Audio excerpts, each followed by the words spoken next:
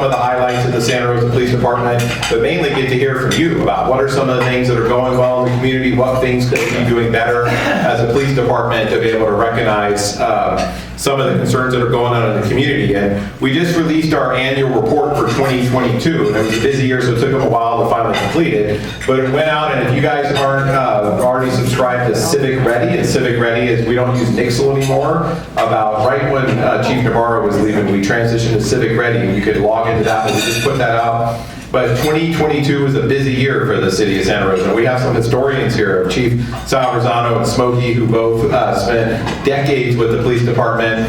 But one of the records that we're not super happy to beat them on is that we had the record for the most homicides in the history of Santa Rosa last year, with 12 homicides in 2022. So it's not something, and it was, and when we're dissecting some of the things, you saw a lot of gang violence in there. We saw 2 of those were domestic violence incidents where spouses were fighting, and then we saw 2 really tragic ones where we saw infants that overdosed and died from fentanyl, which is another one of these things by parents who were carelessly using drugs with their little children right there in front of them. And we've actually had since then 2 more babies overdose from fentanyl since then. One of them, the officers responded to the scene quickly and put Narcan, which is reverses the opioid effects like that, but we're Narcanning a 1-year-old infant, which is just unbelievably tragic to see some of those things. So we've been really focusing on what are we going to do with some of the areas that we're going to combat the violent crime. And I stepped into the role. For me, a little bit about me, I've been a police officer for just over 24 years. I started with the city of Novato back in 1999. They sent me to the police academy, and in 2005 I lateraled over and came to the Santa Rosa Police Department, and I've worked my way up the ranks here at the Santa Rosa Police Department. Had some tremendous mentors ahead of me who helped me, and then Chief Ray Navarro retired in May of 2022, so it's been just under a year and a half that I've been in the role of the chief, and really been learning a lot and have a really incredible team. And for us at the police department, we have 184 sworn police officers and 80 civilian team members, from being in dispatch and records and field evidence technicians. And so we have a total of 264 employees. And some of the questions that we were talking about on my table here is we're seeing agencies across the state that are struggling with staffing. And we've had our struggles here at the Santa Rosa Police Department. When I started as chief last year, we had 21 sworn vacancies for our police officers, and as of today, we have just 1 sworn vacancy. So we've really made some progress.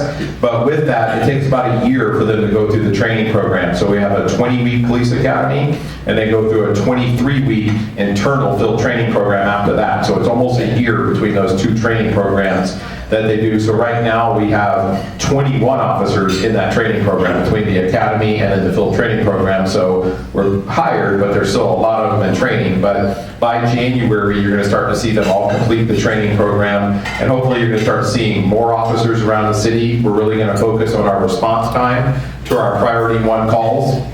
And for that, last year was a busy year of 12 homicides, 8 fatal collisions throughout the city of Santa Rosa. We had just over 250,000 calls that came into our 911 dispatch center here in the city of Santa Rosa, and officers responded and contacted individuals in our community just over 109,000 times. So 109,000 contacts that our officers had. And it's that some of those things that we've really been talking about. I was like, okay, what are some of the things that we're going to be able to work smarter with that? We're not getting more officers, and we were just talking about if you drive through Santa Rosa and see the building that we're having, if you like Kiwanis Springs, on West College, on downtown, everywhere, Dutton, Meadow, and Hearn, everywhere you turn, we're building, building, and building.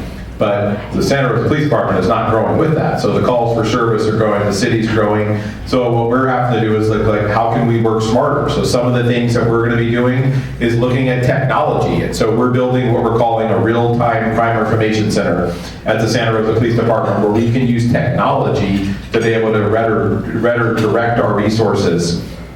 So we got some grants. We got support from Congressman Mike Thompson, who's been a big supporter of our police department and helped us with a federal earmark.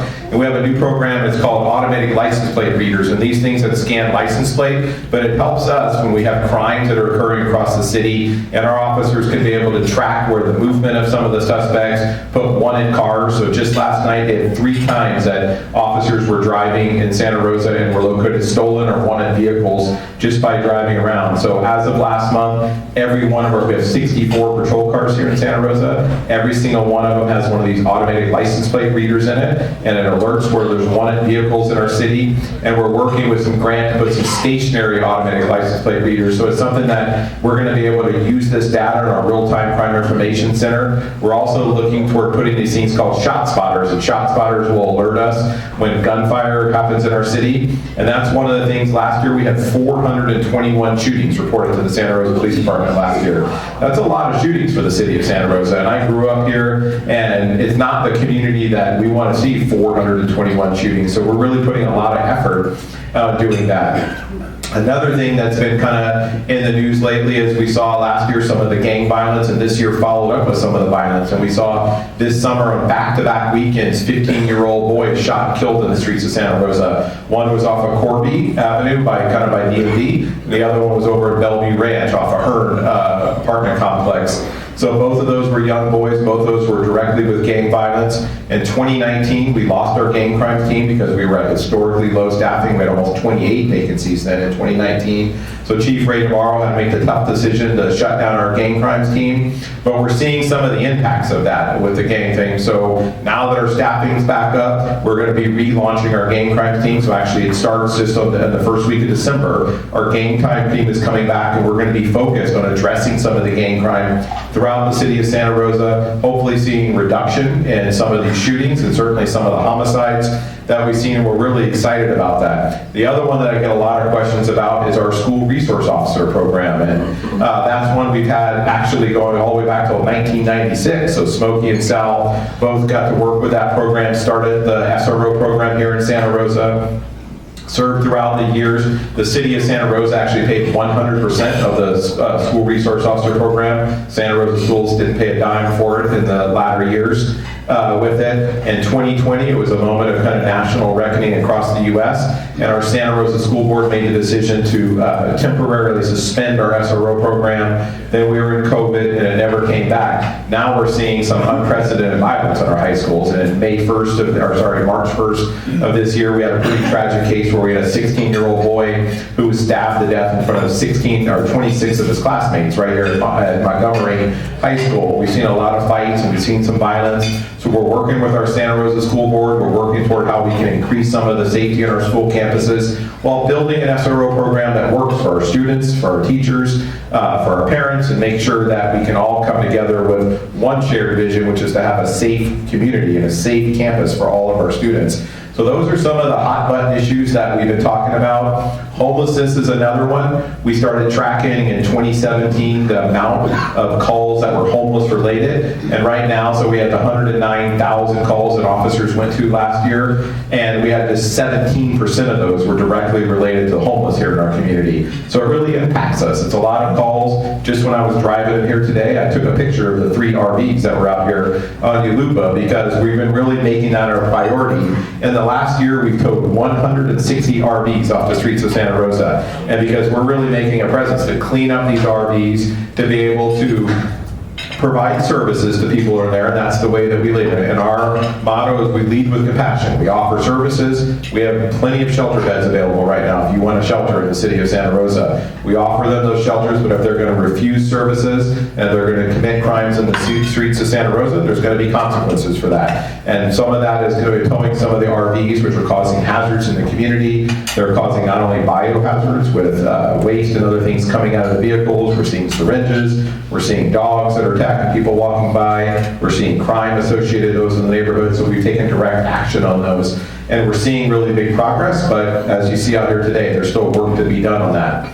Another important issue that we really focused on since I came to the chief is the sideshows. And the sideshows is something that we were seeing in 2020, 2021, and 2022, where you saw sometimes 75 to 100 vehicles that were gathering at large intersections. They were spinning these donuts out of control. They were getting large crowds of 300 to 400 people who were kind of cheering them on. We saw several shootings associated with those. We saw many collisions associated with those. We had sometimes residents who would come out and confront those involved in the behavior, and there'd be physical assaults on the residents. So our community, when I stepped into the role of the chief, said, we're done with this. We want a change. So we came up with a comprehensive plan with all the chiefs here in Sonoma County, where we all agreed to send a group of officers, no matter where their sideshow was in Sonoma County, and we agreed that we'd get about a total of 40 cars from all throughout Santa Rosa, because it was overwhelming our staff with these. They were throwing rocks and bottles at the cars. We were having all kind of issues. So we came up with a more clear plan for our officers and our supervisors. We worked together as all the chiefs here in Sonoma County to come up with a plan. Most of them were happening in Santa Rosa, but we were seeing them in other areas of the county. And then last year we started just cracking down on them. We also started impounding their cars. We impounded 117 of their cars for 30 days. And yes. And it's a great one for us because it takes that car off the streets for 30 days. It costs them about $3,500 to get that car out of storage. And the money goes not to the police department of the city, but the money goes to a local business, to this tow yard who's towing these vehicles. And it really sent a message. And we had kids, I was there one day at the police department, a kid came in crying and said, I can't believe you towed our car. And I told him, well, don't do it in Santa Rosa then. Like, we're not going to have that. And so we went from 2021 and 2022 almost every weekend to now in 2023, we've only had one sideshow all year, and we shut it down in about 5 minutes. So we basically eradicated the sideshows. Now, I know it's still something that we're going to have to deal with, but we were really excited as an example of them working together as all the chiefs, coming together with our men and women of our officers who are the first responders going out there. City of Santa Rosa also led the way, and we created our first sideshow ordinance as the first one in Sonoma County, and we made it an additional misdemeanor to be a driver, a passenger, a spectator, so even being there in the crowd cheering them on, or an organizer or promoter, putting them there and like egging these on social media and Facebook and organizing these events. So it's now a misdemeanor to do any of those things, like even being a passenger in the car. You should know better than that. But then we took it one step further. We're one of the first in California that we went after. There was these, they have all these like social media groups who were creating these sideshows in Santa Rosa. So we went after them and we criminally charged 13 people who were promoting these. And then we did something we've never seen in the state. We're kind of leading this way. The City of Santa Rosa City Attorney's Office, we sued all 13 of them. And we sued them for the damage to our roadway. That's thousands of dollars of damage to our roadways as they spin donuts over and over. And also for environmental damage, that it puts burnt rubber and all this debris that goes down into our storm drains, into our water system. So we'll see how it works, but we're trying to send the message, like, we're going to throw everything we can at you legally if you're going to do this dangerous and illegal behavior in the streets of Santa Rosa. And now we're seeing it. They're just saying, like, holy crap, you're not coming to Santa Rosa to do this. So they go to Oakland and San Francisco, and they can go all over, but they're not going to come to Santa Rosa. So that's what we want to do, though, is we want to look at some of these issues, whatever it is, whether it be the RVs, whether it be sideshows, whether it be violent crime. We want to come up with plans of hearing like feedback from our community. We want to work together with our city leaders, and we want to be able to address it. And I think we have a little positive stuff going on in Santa Rosa. And I was talking at our table today, so you have our city manager, Marquisha Smith, is going to be coming to your meeting in the coming months. And I can't tell you enough about what a great leader she is for the city and what she's doing to empower us as our city leaders to be able to make some decisions to start cleaning up some of these issues in Santa Rosa. She's been incredibly supportive of public safety, and so I really think that she's been one of the biggest game changers that we have going on for our city, and I'm hoping that we can continue this momentum going forward.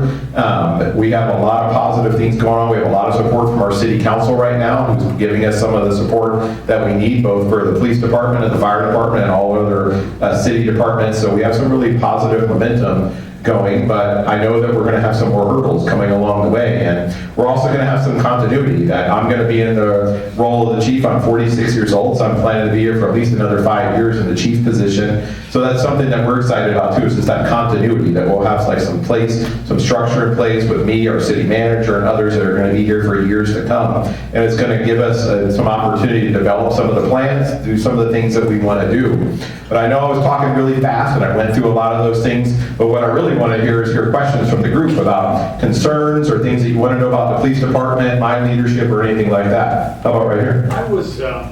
I'm unclear as to the current status with the school district regarding officers in the buildings, in high school buildings. I know my guys have been out of high school for 20 years, but if they were in high school right now, I know damn well I would want a police officer in that building.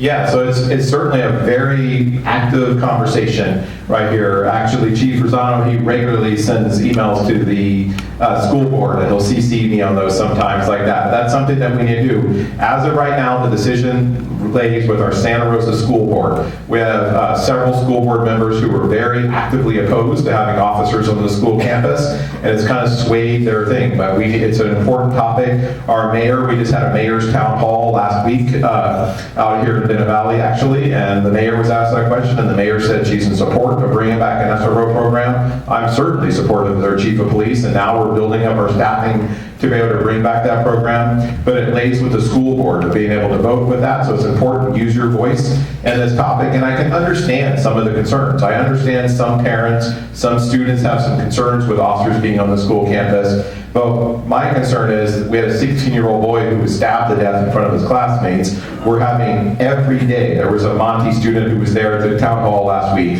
and she said just that day there were 3 fights on the Monty campus, and she goes like, I can't live like this, I can't come to school. We have students who are reporting that every day there's not only drug activity, but fights in the school bathrooms, and they're reporting out saying, we can't even go to the bathroom at our school because there's so many problems in the bathrooms. Like that, we're better than that in Santa Rosa. My daughter graduated from Rio Creo. I have another daughter who's a senior at Rio Creo right now. I want it as a father. It's important to me to make sure that we have the safety. Another thing that we didn't talk about that goes with the violence is, in my 24 years as an officer, I've never seen this level of firearms on the streets of Santa Rosa. Last year we seized 236 illegal firearms on traffic stops in Santa Rosa. 74 of those are these personally manufactured firearms are known as ghost guns, which are 3D printed guns, which are unserialized. And the worst part of them is they're going in the hands of people who can't legally buy a firearm. So it's double trouble. Like, this is not only an unserialized firearm, but it's someone who legally can't possess one, and there's a reason why they can't possess one, because of their criminal history or whatever they've been involved in. So that's something that we're seeing a big uptick in, but we're also seeing more of these firearms in the hands of our youth, more likely to be introduced to our schools.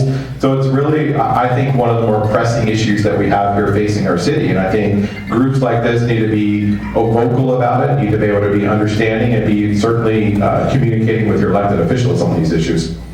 What other questions do we have? Oh, right here. Yeah, I was wondering how, use the phone, or if your department has to deal with ICE, and how you deal with that question that's going on in Sonoma County right now. The sheriff office is taking some heat for dealing with ICE. Is that something that you have to deal with?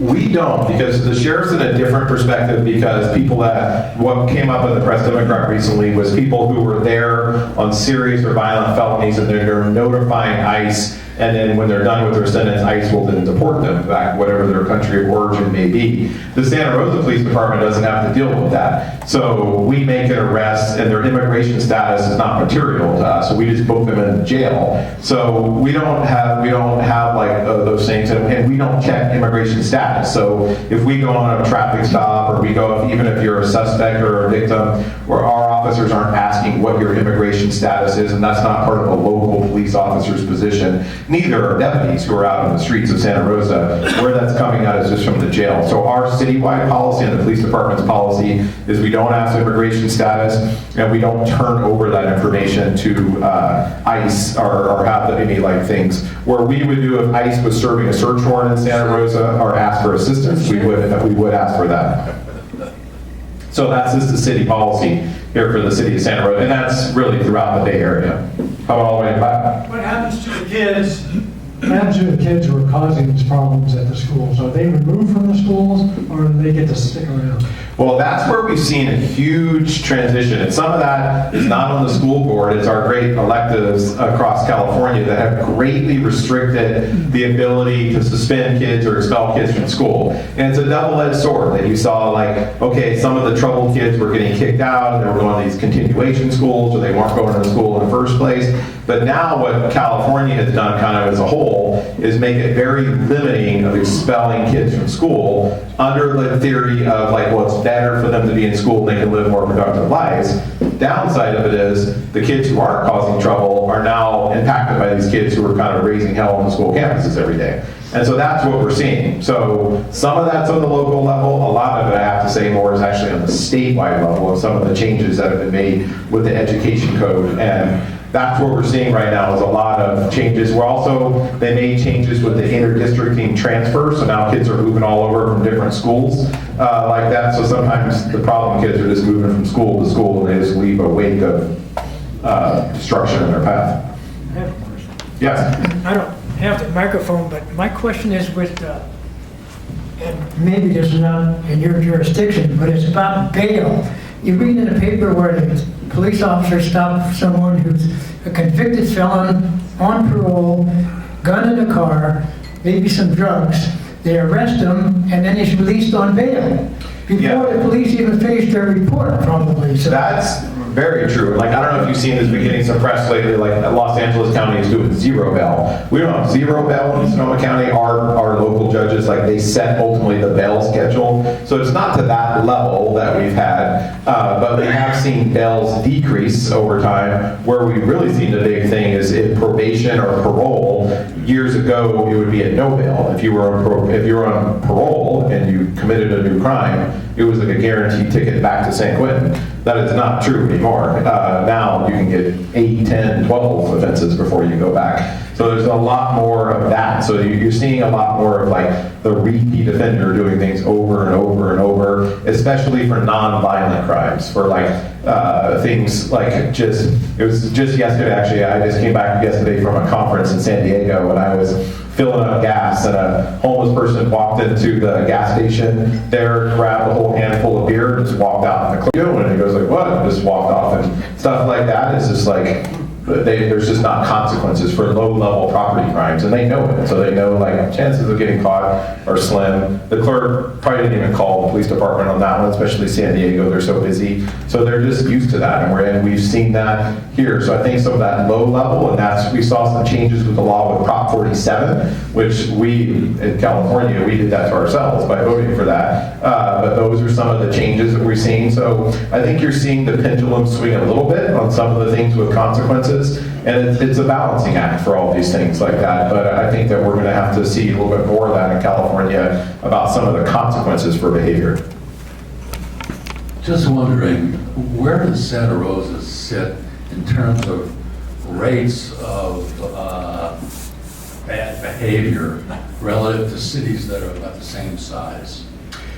Well, actually, the Press Democrat just ran an article a couple of weeks ago saying that we were in the top 10 percentile of safe communities. So, like per capita, we actually do really well. But yet, we still have a lot. We still see violence, and we see the shootings here, and we're seeing it uncharacteristic for Santa Rosa with the access to firearms right now. But overall, Santa Rosa is still an extremely safe community, and a lot of the violence we see is people who are not all violence, I'm sure, but a lot of the times we're seeing violence is gang related. It's gang member versus gang member. It's not just innocent community members going down the street.